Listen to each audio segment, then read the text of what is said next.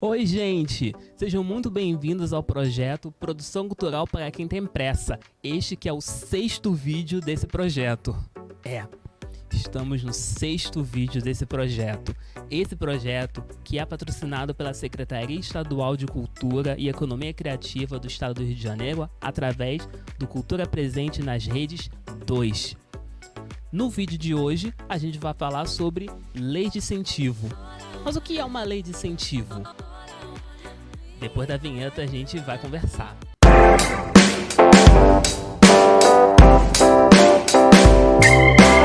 Bom, eu já vou começando aqui falando que esse é um assunto um pouco extenso. Então, eu vou dividir ele em duas partes. Nessa primeira parte, nós vamos falar naquela que a gente considera como a lei mãe das leis de incentivo. E no segundo vídeo eu vou falar das leis de incentivo daqui do estado do Rio de Janeiro e também da cidade do Rio de Janeiro, beleza? Mas para início do nosso papo, o que é uma lei de incentivo? Bem, uma lei de incentivo é uma espécie de renúncia fiscal criado pelo poder público com o objetivo de estimular o investimento, crescimento ou geração de empregos de algum determinado setor, promovendo seu desenvolvimento social e econômico.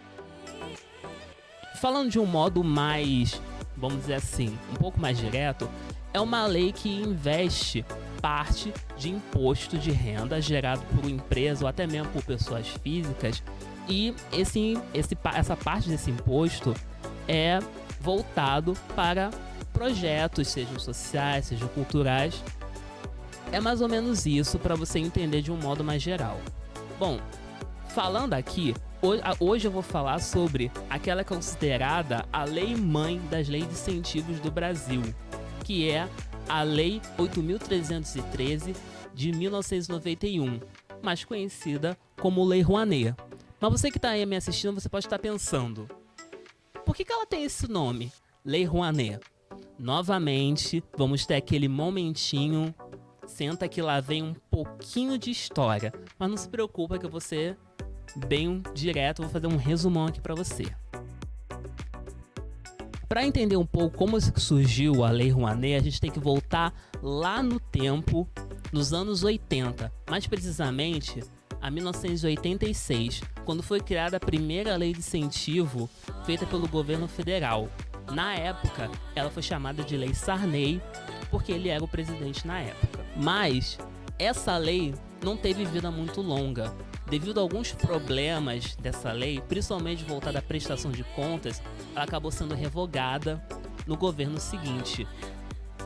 Demorou algum tempo, mas durante o governo Collor, na gestão Collor, na época que o Ministério da Cultura tinha sido transformado em uma secretaria, o secretário de Cultura da época, Sérgio Paulo Rouanet, teve a ideia de novamente ter uma lei de incentivo no Brasil. Foi quando ele protocolou a ideia dessa lei, passou pela Câmara do Senado e ela veio à luz no ano de 1991, a Lei Federal de Incentivo à Cultura. Ou como ela foi apelidada, né, porque esse não é o nome dela registrado, né, esse é o apelido dela, a Lei Rouanet, em homenagem ao Sérgio Paulo Rouanet, que era o secretário de Cultura na época. Bom, a gente passou por esse histórico aqui da Lei Rouanet. Como que ela surgiu? Eu falei que eu ia ser bem rapidinho, mas agora vamos falar como ela funciona.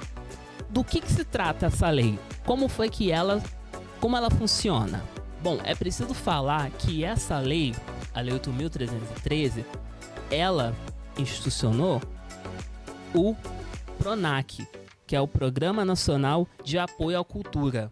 E ela possui 3 mecanismos muito importantes, que é um incentivo a projetos culturais, que é popularmente conhecido como mecenato, o Fundo Nacional de Cultura, ou FNC, se eu for procurar vai vir com essa sigla, e o FICART, que é o Fundo de Investimento Cultural e Artístico. Esses são os 3 mecanismos que são utilizados pela Lei Rouanet para incentivar projetos culturais. O mecenato e o Fundo Nacional de Cultura são os mais utilizados. O FICART nunca exatamente foi utilizado. Ele meio que está lá as moscas, né? Vamos falar assim. Mas agora vamos falar de algumas coisinhas. Quem é que pode escrever projeto pela Lei Rouanet? Pessoas físicas que atuam na área cultural, pessoas jurídicas públicas de natureza cultural, mesmo seja direta ou indireta, e pessoas jurídicas com ou sem fins lucrativos. Esses são aqueles que podem ser os proponentes. Essa é a palavra, proponentes. E quais os segmentos que podem ser contemplados pela Lei Rouanet? Você pode estar se perguntando. São vários. Eu vou citar alguns aqui. Teatro, dança, artes visuais, audiovisual também pode, mesmo tendo uma lei própria para ele, mas ele também pode ser agraciado pela Lei Rouanet, entre muitos outros. Se eu for falar aqui a lista toda, vai demorar um tempinho. Esses são só mais alguns exemplos. E como eu posso inscrever um projeto pela Lei Rouanet, sendo proponente?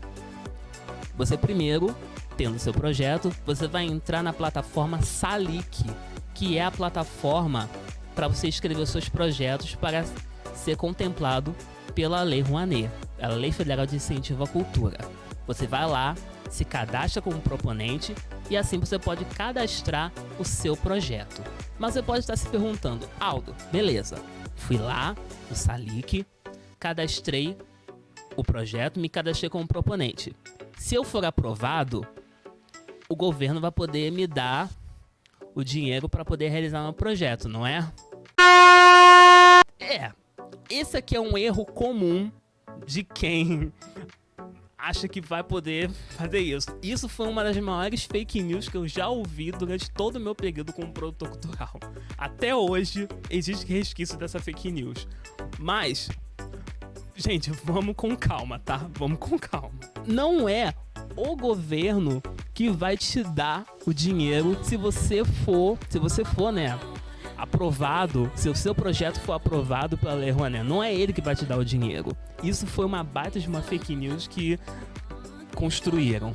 O que na verdade o que acontece? Você vai lá, cadastra o seu projeto, ele vai passar por uma comissão que vai avaliar a questão técnica do seu projeto. Se tiver tudo certinho, eles vão te dar um ok ou vão te devolver o projeto para fazer algumas correções que forem necessárias. Tipo, corrige uma coisa aqui no orçamento, ou essa parte aqui não tá muito legal. Eles vão mandar você corrigir alguma coisa. Tudo certinho, teve o seu projeto aprovado, o que eles vão te dar é uma autorização para você ir ao mercado que eu digo, você bater na porta das empresas e fazer a sua captação de recursos. Não é o governo que vai te dar o dinheiro total de quanto vale o seu projeto lá no seu orçamento para você fazer o seu projeto. Você vai ganhar uma autorização para fazer a captação de recursos. Esse que é o termo. Eu geralmente falo que é aí que começa o trabalho de verdade para você realizar o seu projeto. Porque até aqui, escrevendo o seu projeto como proponente, aprovando, é um mar de rosas. É aqui que começa o trabalho de verdade, a captação de recursos. Mas tem um detalhe. Quando você tiver seu projeto aprovado, verifica se ele foi aprovado nos artigos 18 ou 26. Mas você deve estar se perguntando, como assim, gente? Eu preciso verificar se foi aprovado nesses artigos da própria lei. É porque existe uma certa diferença entre eles. No artigo 18, são os segmentos que podem ter 100% do valor destinado à realização do projeto. 100%. Segmentos como artes cênicas, livros de valor artístico. Na própria lei eles listam lá quais segmentos podem ser agraciados por esse artigo. Já o artigo 26 é todos aqueles segmentos que não são agraciados pelo artigo 18. Já nesse artigo são na proporção de 80% de patrocínio em caso de doação, 60% de patrocínio e 40% de doação e 30% de patrocínio para pessoas jurídicas. Os outros que eu falei são de pessoas físicas, porque existe essa diferença de quem pode patrocinar na lei, hein? Você fica de olho nisso. Já que eu falei lá atrás sobre a captação de recurso, Quem é que pode patrocinar projetos culturais pela Lei Rouanet? Pessoas jurídicas tributadas no lucro real e pessoas físicas que declaram imposto de renda. São essas pessoas que estão aptas para patrocinar o seu projeto que foi aprovado pela lei. Como eu falei, é nesse momento que começa o trabalho de verdade. E quanto podem patrocinar essas pessoas? Pessoa física pode destinar até 4% do seu imposto de renda e pessoa jurídica até 6%. E quanto pode ser deduzido lá do investidor?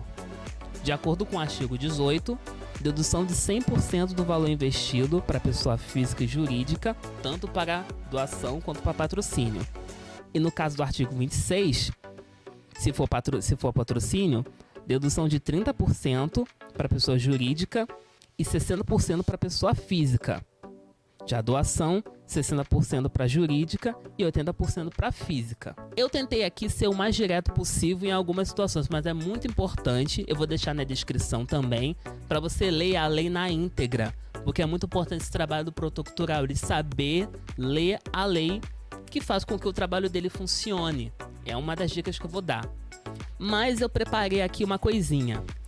Vamos falar um pouquinho assim, como eu falei lá atrás, que toda essa questão toda do orçamento e tal, tudo que foi aprovado pela Lei Rouanet é uma base de uma fake news também. Vamos falar aqui de outras fake news que envolvem a Lei Rouanet, porque acreditem, não tem só uma não. Algumas eu até dou risada porque eu fico tipo, é mesmo que alguém acreditou nisso? Tipo, não tem como, gente. Algumas coisas que envolvem. A Lei Rouanet só serve para grandes artistas ou artistas muito comerciais.